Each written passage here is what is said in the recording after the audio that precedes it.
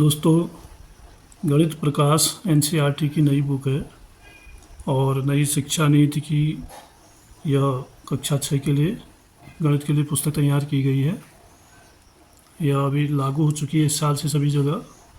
तो इसमें जो पहला अध्याय है उसका 1.5 पर आज हम वीडियो बनाएंगे। इससे पहले हम 1.4 तक 5 वीडियो बना चुके हैं और ये 6वां वीडियो है। ये है आकारों में पैटर्न। जो आकृतियाँ होती हैं उनमें पैटर्न कैसे कैसे होते हैं और किस किस तरह के पैटर्न होते हैं, इसके बारे में रोचक जानकारी आज आपको मिलेगी। इसमें पहले हम इसको समझ लेते हैं। गणित में पाए जाने वाले महत्वपूर्ण और बुनियादी पैटर्न आकारों के पैटर्न हैं। ये आकार 1, 2 या 3 बीमाओं में या यहाँ तक कि इनसे अधिक बीमाओं में हो सकते हैं। गणित की वह शाखा जिसमें आकारों में पैटर्न का अध्ययन किया जाता है ज्यामिति कहलाती है, यानी जिसमें पैटर्नों का बीमाओं के पैटर्नों का अध्ययन किया जाता है। अगला है आकार, अनुक्रम एवं महत्वपूर्ण प्रकार के आकार पैटर्न हैं। जो आकारों के अनुक्रम हैं वह महत्वपूर्ण प्रकार के आकार पैटर्न हैं जिनका गणितज्ञ अध्ययन करते हैं। सारणी 3 में कुछ मुख्य आकार के अनुक्रमों को दर्शाती है जिनका गणित में अध्ययन किया जाता है। यानी सारणी 3 में कुछ ऐसे अनुक्रम दिखाए गए हैं जिनका हम इसमें अध्ययन करते हैं गणित में। आगे सारणी देखते हैं। सारणी 3 ये है सारणी 3। तो यहाँ पर आप देख रहे हैं अनेक तरह की आकृतियाँ हमको दिखाई दे रही हैं। जैसे पहला त्रिभुज है, फिर चतुर्भुज, पंचभुज, षड्भुज, सप्तभुज, अष्टभुज, नवभुज, 10 भुज। इनको हम समबाहुभुज कह रहे हैं। और हम देख रहे हैं कि यहाँ से एक एक भुजा बढ़ते जा रही है। इसमें 3 भुजाएँ, इसमें 4 भुजाएँ, इसमें 5 भुजाएँ और अब इसमें अगली आकृति में एक भुजा और बढ़ गई है। इसको लिखा गया षड्भुज, यानी 6 भुजाएँ हैं। फिर है सप्तभुज, इसमें 7 भुजाएँ हैं, 1, 2, 3, 4, 5, 6, 7। और अगला है अष्टभुज, इसमें 8 भुजाएँ होंगी। यहाँ से गिनना शुरू करें, 1, 2, 3, 4, 5, 6, 7 और 8। और ये है नवभुज, इसमें 9 भुजाएँ हैं।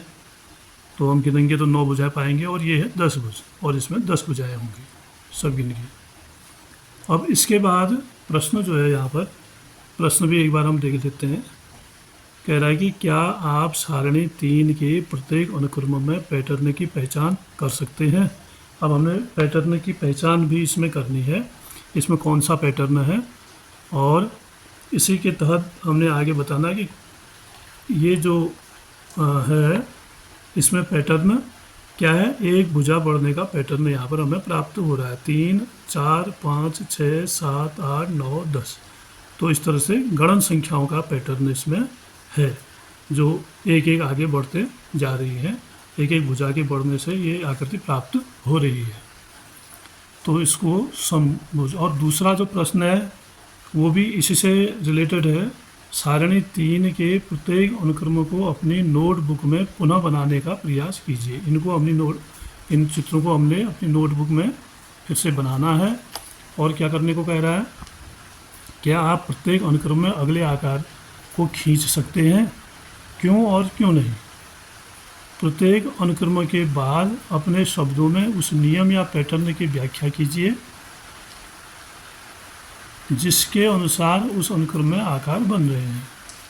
और बाद में उस पैटर्न को हमने लिखना भी है उत्तर में कि ये पैटर्न बन रहा है तो क्यों बन रहा है और क्यों नहीं बन सकता है, ये भी हमने इसमें बताना है। तो हम अगली आकृति के बारे में भी इसमें बात करते हैं। तो यहाँ पर 10 भुज आ गया है, यानी 10 भुजाओं का सब में। अब यहाँ पर अगली आकृति जो बनेगी वो 11 भुजाओं की बनेगी। 11 बिंदु लगाएंगे। और अब ये 11 बिंदु अगर हम कोण देखेंगे तो कोण के हिसाब से तो थोड़ा कठिन होगा। और हमने सामान्यतः अंतराल से, जैसे 10 भुज है तो इसी तरह से एक कोना इसमें बढ़ा देना होगा, जिससे क्या होगा, हमें एक भुजा प्राप्त हो जाएगी और ये एकादश भुज बन जाएगा। अब दूसरा है, इसमें दो बिंदु हैं, एक और एक, दो बिंदु हैं और दो बिंदुओं को मिलाकर एक रेखा प्राप्त की गई है। जैसे हम देखते हैं नोटबुक में,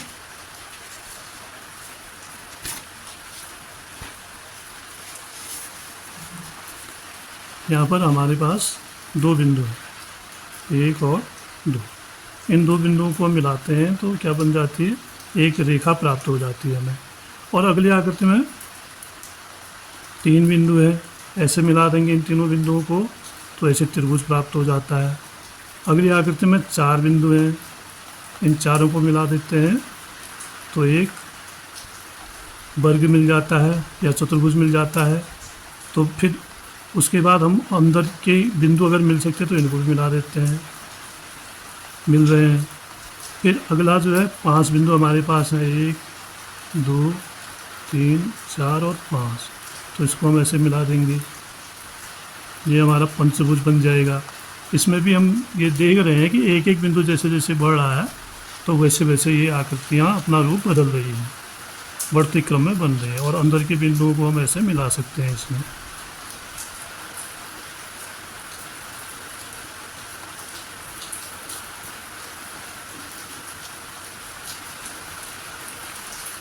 हर बिंदु से दो दो रेखाखंड निकलेंगे। ये पंचभुज बन गया, एक यहाँ से यहाँ नहीं मिलाया अभी, इस वाले रेखा में मिला देंगे। और फिर छह बिंदु हैं, तो एक, दो, तीन, चार, पाँच और छः, तो इसको मिला देंगे तो एक षट्भुज की आकृति हमारे पास बन जाएगी। इसके भी हम अंदरूनी बिंदुओं को मिला सकते हैं। देखो कितनी लाइनें बनती हैं, जैसे एक यहाँ मिल जाएगा, एक यहाँ मिल जाएगा, एक रेखा यहाँ मिल जाएगी, तीन रेखाएं बन रही हैं। इससे भी एक ही रेखा हो गई, एक ही हो गई और एक ही हो गई। ऐसे ही इस कोने से भी एक इधर मिलेगी और एक यहाँ मिल जाएगी, एक, दो, तीन ये भी हो गई, एक, दो, तीन इससे भी हो गई, इससे नहीं मिली है, एक, दो और एक बीच में मिलेगी नीचे तीन, इससे भी तीन हो गई, इससे भी तीन हो गई, इससे भी तीन हो गई, सारे बिंदु आपस में मिल चुके हैं। तो इस तरह से ये जो है एक छह बिंदुओं पर बना हुआ की आकृति है, यानी षट्भुज की आकृति है। और जिसमें दो बिंदुओं पर क्या बन रही है, एक रेखाखंड बन रहा है और तीन बिंदुओं पर तीन रेखाखंड बन रहे, तीन रेखाएं बन रही है, तीन भुजाएं। और एक, दो, तीन, चार, चार बिंदुओं पर कितनी रेखाएं बन गई, चार ये हैं और दो ये हैं, छह रेखाएं बन गई। अब एक, दो, तीन, चार, पाँच भुजाएं ये हैं। अब इन कोनों को मिलाते जाएंगे हम, छः और सात, आठ और नौ और 10, कुल मिला के ये 10 होगी, 5 फिर प्राप्त हुई तो कुल मिला के 10 है। इसलिए यहाँ पर जो है 10 त्रिभुजाकार संख्या है, 3, 3, 6, 4, 10, 15। तो अगला जो बनेगा षट्भुज उसमें फिर 15 आएंगी। तो इस तरह से ये जो है त्रिभुजाकार संख्या है, इसमें त्रिभुजाकार संख्याओं का पैटर्न इसमें, यानी भुजाएं बढ़ते जा रही हैं कुल मिला के। जैसे जैसे हम बिंदु बढ़ा रहे हैं वैसे वैसे भुजाएं बढ़ते जा रही है और भुजाएं जो है त्रिभुजाकार पैटर्न में बढ़ रही है, जो यहाँ पर हमें प्राप्त है। दो बिंदु पर एक रेखा प्राप्त हुई और तीन बिंदुओं पर तीन रेखाएं प्राप्त हुई, चार बिंदुओं पर छह रेखाएं प्राप्त हुई, 1, 2, 3, 4, 5 और 6। तो इसी तरह 5 रेखाओं पर 10, 5 बिंदुओं पर 10 रेखाएं प्राप्त हुई, ये जो हमने अभी बनाया 10। और ऐसे 6 बिंदु बनाएंगे, एक और नीचे बढ़ जाएगा यहाँ बिंदु, तो उसको ऐसे मिला देंगे तो उसमें जो है फिर ये भुजाएं 15 हो जाएंगी। तो इस तरह से हमें त्रिभुजाकार संख्याओं का पैटर्न इसमें प्राप्त हो रहा है। तो यहाँ पर उत्तर लिखने के लिए आपको लिखना होगा पहले का, क्या आप सारणी 3 के प्रत्येक अनुक्रम में पैटर्न की पहचान कर सकते हैं। तो पैटर्न की पहचान हम कर रहे हैं। ये 1 का वर्ग है, 1 गुणा 1, ये 2 का वर्ग है, 2 गुणा 2, ये 3 का वर्ग है, 3 गुणा 3, 4 का वर्ग 4 गुणा 4 और 5 का वर्ग 5 गुणा 5, यानी 25 इसके अंदर होंगे, ये 16 होंगे, ये 9 होंगे, ये 4 होंगे और ये 1 होगा। तो वर्ग संख्याओं का पैटर्न हमें मिल रहा है। वर्ग में क्या होता है, हर ढेर में, हर अगले ढेर में हमें वर्ग संख्या का पैटर्न प्राप्त हो रहा है। तो इसका नियम आपने देख लिया था, जो पैटर्न स्थापित हुआ। पैटर्न का अनुक्रम ये है कि ढेरित वर्ग में वर्गों की कुल संख्या क्रमांकत गणन संख्या के वर्ग का पैटर्न बनाती है। गणन संख्या 1 2 3 4 5 6, 1 का वर्ग 1, 2 का वर्ग 4, 3 का वर्ग 9, 4 का वर्ग 16, इस तरह से क्रमांकत गणन संख्याओं के वर्ग हमें प्राप्त हो रहे हैं। ये नया पैटर्न, ये पैटर्न इस पर लागू है। जो अगली ढेरी है ये है त्रिभुजों की। एक त्रिभुज है, यहाँ पर 4 त्रिभुज हैं, यहाँ पर 1 2 3 4 5 3 8 एक 9 त्रिभुज हैं। तो इस तरह से हर उसमें एक नई आकृति आगे बढ़ते जा रही है। अगर हम बुक में इसको बनाते हैं, 1 से शुरू है, फिर अगली आकृति प्राप्त हो रही है 4 की। तो ये कैसे प्राप्त होगी, देखिए, एक त्रिभुज है, फिर अगले में हम 2 त्रिभुज बनाएंगे। ध्यान से देखिए, 1 1 2, लेकिन इसको पूरा करेंगे तब वो आकृतियाँ प्राप्त होंगी। ये इसमें 1 है, इसमें 1 2 3 4 हो गए। अब अगली आकृति में 1 2 3 था, 1 2 से बनी है, तो अब 3 से बनेंगी।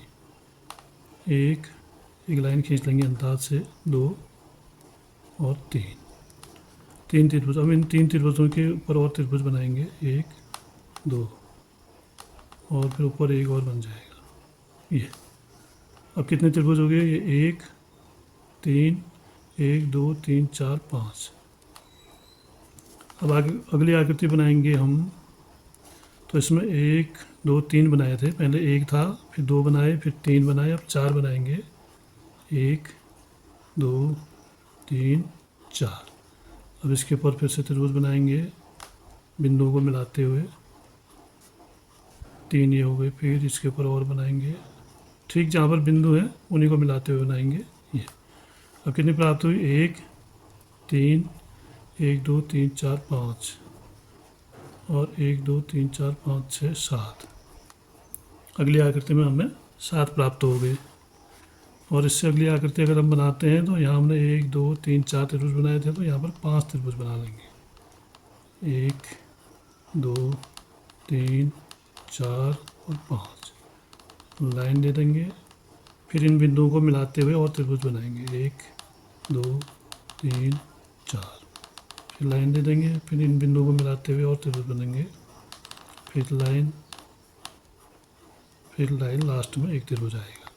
तो इसमें कितने बने, 1 3 5 7 और 1 2 3 4 5 6 7 8 9। तो हर अगली आकृति जो है उसमें त्रिभुजों की संख्या में वृद्धि हो रही है। कितनी वृद्धि हो रही है, पहले में 1 था, 1 ही रहेगा। दूसरे वाले में 4, इसमें हो गए 5 3 8 1 9, और यहाँ पर 7 5 6 12 4 16, यहाँ पर 9 7 16, 16 5 6 21, 21 4 25। तो हमें क्या प्राप्त हो रहा है, ये भी वर्ग, क्रमांकत संख्याओं के वर्ग प्राप्त हो रहे हैं। जैसे 1 का वर्ग 1, 2 का वर्ग 4, 2 का वर्ग 1 का वर्ग, 3 का वर्ग होगा 3 गुणा 3 बराबर 9, 4 का वर्ग होगा 4 गुणा 4 बराबर 16, और 5 का वर्ग होगा 5 गुणा 5 बराबर 25। यानी हमें क्रमांकत संख्याओं के वर्ग प्राप्त हो रहे हैं हर नए त्रिभुज की आकृति में।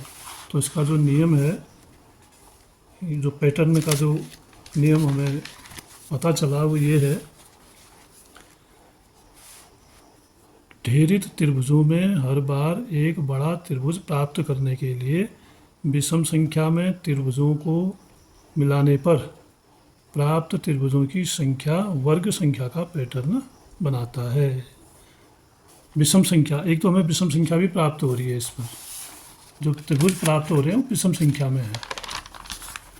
ये आपने देखा होगा, जो हम ऐसे गिन रहे थे 1 3 5 1 3 5 7 1 3 5 7 9, ये विषम संख्या में त्रिभुज प्राप्त हो रहे हैं हर नई आकृति में।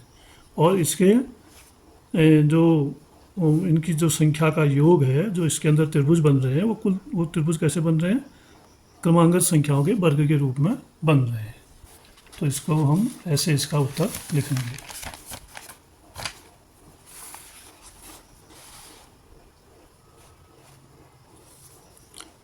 ढेरित त्रिभुजों में हर बार एक बड़ा त्रिभुज प्राप्त करने के लिए विषम संख्या में त्रिभुजों को मिलाने पर प्राप्त त्रिभुजों की संख्या वर्ग संख्या का पैटर्न बनाता है। वर्ग संख्याओं का पैटर्न बन रहा है 1 4 9 वाला पैटर्न, जो आपने यहाँ पर देखा अभी 1 4 9 25 16, ये जो पैटर्न है ये वर्ग संख्या में प्राप्त हो रहा है। तो इस तरह से हम इसको लिखेंगे। फिर इसके बाद अगला प्रश्न है, एक आकृति और रह गई है, देख लें। बहुत सारी रेखाएं इसमें हैं। तो कुछ हिमकणों की आकृतियाँ कुछ इस तरह की होती हैं, जिसमें कई कई भुजाएं होती हैं।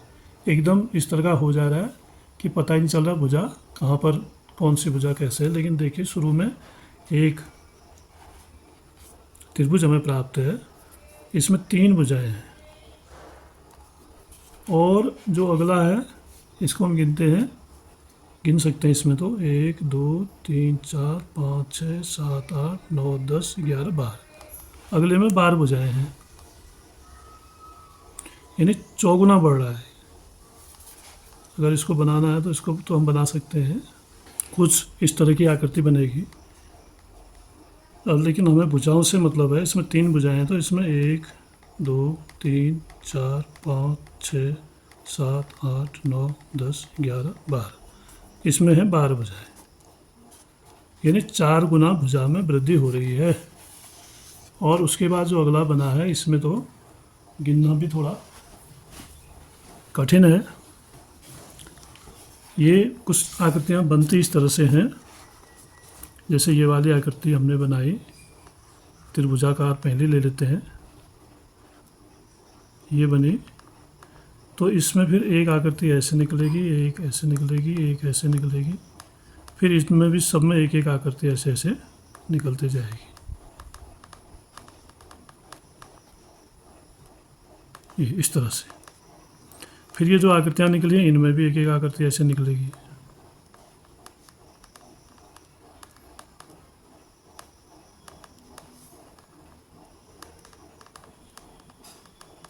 तो ऐसे ऐसे ये बढ़ते जाएंगे। तो इसमें जो भुजाओं का क्रम है वो चौगुने में बढ़ता है। जैसे पहले वाले में 3 भुजाएं हैं,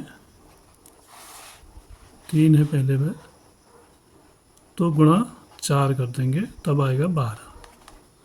फिर 12 को 4 से गुणा कर देंगे, 48, यानी अगला जो ये है इसमें 48 होंगी अगली इसमें।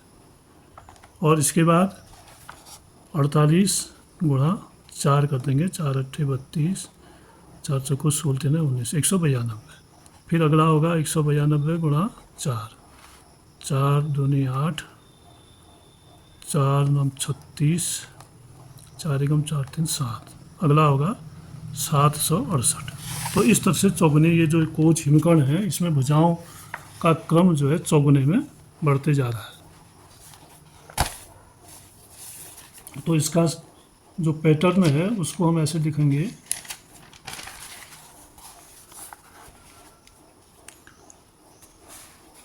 कोच हिमकर्ण में अगली आकृति की भुजाएं 4 गुना बढ़ती हैं।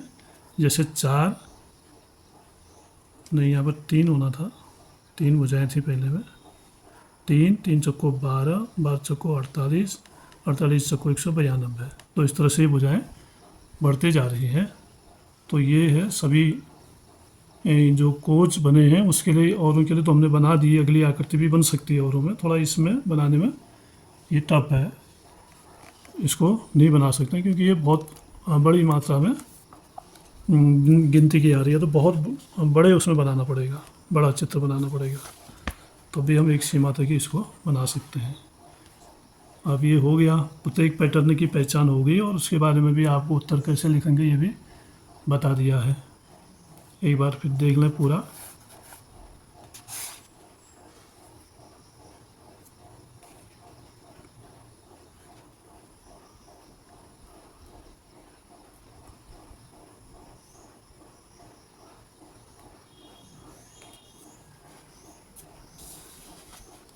ये आपके 500 जो सारणी है, सारणी में सभी के लिए यहाँ पर लिखा गया है हर पैटर्न के बारे में।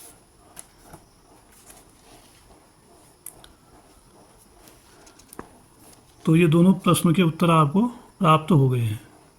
प्रत्येक अनुक्रम के बाद अपने शब्दों में उस नियम के पैटर्न की व्याख्या कीजिए जिसके अनुसार अनुक्रम में आकार बने हुए हैं, ये भी हमने आपको बता दिया है। तो दोस्तों 1.5 यहाँ पर पूरा हो जा रहा है। पैटर्न अनुक्रम की बात तो हो गई, अब करते हैं बात सब्सक्राइब करने की। तो आप ज़रूर सब्सक्राइब करिएगा। सब्सक्राइबर बढ़ने से ही हम आगे इसको कंटिन्यू करने की स्थिति में और उत्साह से काम करेंगे। तो इसके बाद हम 1.6 पर वीडियो बनाएंगे जिसमें आप देख रहे हैं संख्या अनुक्रमों से संबंध है। अब 1.6 में संख्या अनुक्रमों में क्या संबंध है वो पता चलेगा, और उसके बाद ये चैप्टर फिर ख़त्म हो जाता है और फिर नया आ जाता है रेखाएं और कोण। इसके बाद ये इस अध्याय का लास्ट पार्ट है। तो आप साथ में बने रहिए। धन्यवाद।